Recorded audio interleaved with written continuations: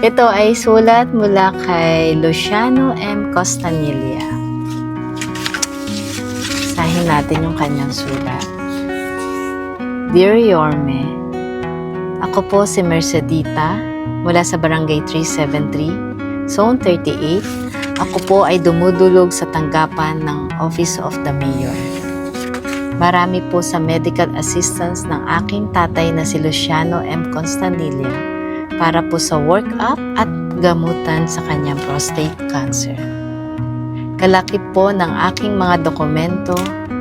Sana po, Yorme, ay matulungan ninyo po ang isang tulad ko salat sa buhay at lumalaban sa pang-araw-araw na hamon ng buhay.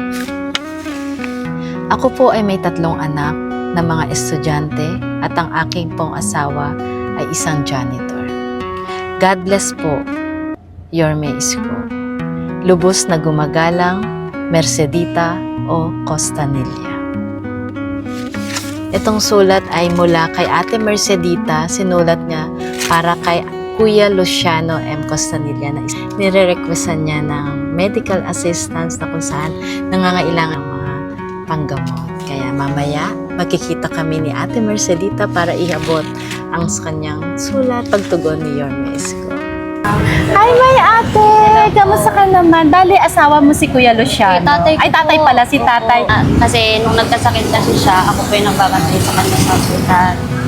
Nung December pa po siya nagkasakit eh. Kaya nga ngayon, kailangan niya papatuloy na paggagamot. Sa totoo nga po, MRI po dapat kailangan MRI? Pero ano pa po Pero ang kasi, nakanote, medical medical assistant. assistant po niya. Pero uunahin po kasi muna yung ano niya. MRI. Hindi, yung mga laboratory niya kasi bago ito, mag-MRI. may pang-una ka na. Kaya ito, actually binasbasa ko yung sulat mo kanina. Ito muna yung pagtugon ni Yorme sa sulat mo. Yorme, maraming salamat po. Malaking tulong po ito para po sa tatay ko. Salamat po, Yorme. Ano mo, malaking tulong kasi ngayon po winap po kami. Siyempre, kailangan din naman ng tatay ko kasi pinapadala ko yung gamot na yung maintenance. Ano po, yung sa prostate na po kasi. Prostate yung kasakit. Kaya malaking tulong. Thank you po talaga kay Yorme. Makakarating yung pasasalamat mo Opo, kayo. salamat po talaga. Sabi ko nga, nagpasa ako, sabi ko, ano kaya, darating pa kaya yung kayo. Siyempre. Pero kanina nagdadasal ako, sabi ko, sana kailangan ko ng ano talaga. Kasi nga nakausap ko yung papa ko. Kasi nasa kapatid ko po siya.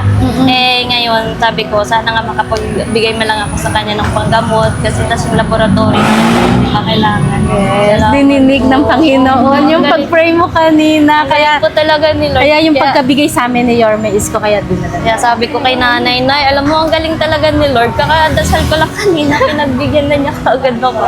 Thank you po talaga. Salamat po talaga. Makakarating kayo. Talaga. Yorme, thank you po talaga. God bless po. Ingat po kayo palagi. Salamat po sa pagtulong niyo po sa amin. Sa lahat po ng mga nangangailangan kagaya po sa amin, kahit po sa mga magulang namin, pinagbigyan niyo po. Napakalaking tulong niyo po talaga. Ito yung dininig ng Panginoon, yung panalangin. Salamat po. Hindi po ako na, ano po, nakakarating po sa kanya. Pero ang ganda ni ate, ang ganda ng skin. Talaga napansin ko. I love you. Salamat po, ma'am. Naiiyak lang po talaga ako. Kasi Parang ikaw daw si Cheryl Cruz, yung ano dyan. Opo, thank you po. Salamat. Salamat po talaga. So, ito, Huwag po tayo mag-picture para po ano, may makapagpasalamat man lang po ako.